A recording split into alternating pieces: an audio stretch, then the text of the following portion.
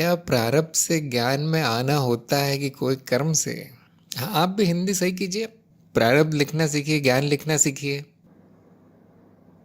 इस माया में कुछ भी हो सकता है।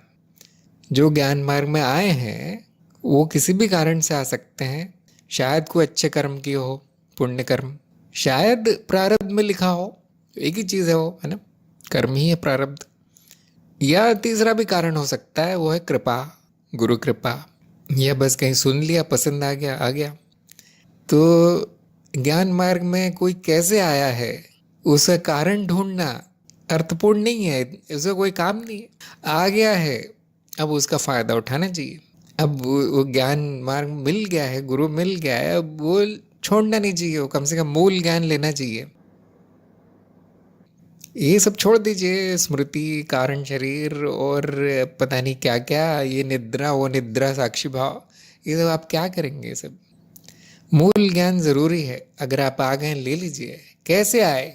सब माया है। देखिए, आप कितना भी बता दे ऐसे आए वैसे आए, वो सपना है।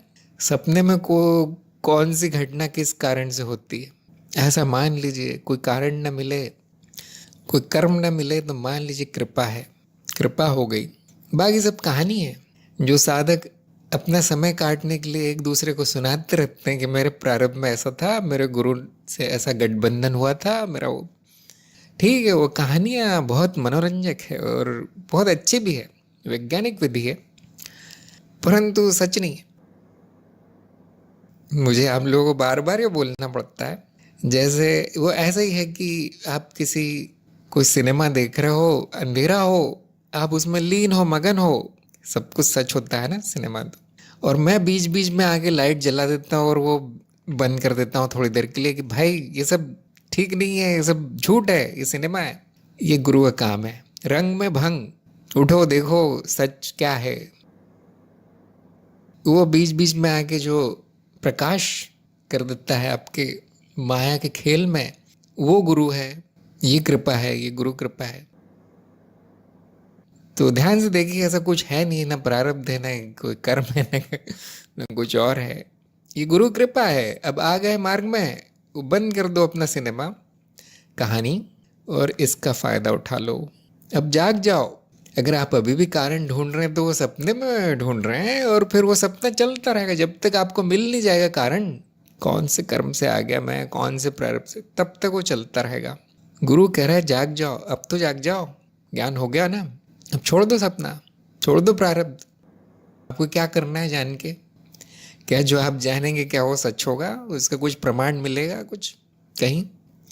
प्रश्न ही बेकार है एकदम। हाँ, आपका तो चरण 3 है, तो आपने चरण 3 पे कार्य किया। ये प्रारब्ध और कर्म में के चक्कर में आप, अगर आपने चरण 3 पे काम नहीं किया तो फिर ना वो प्रारब्ध है, ना कर्म है, ना कृपा है।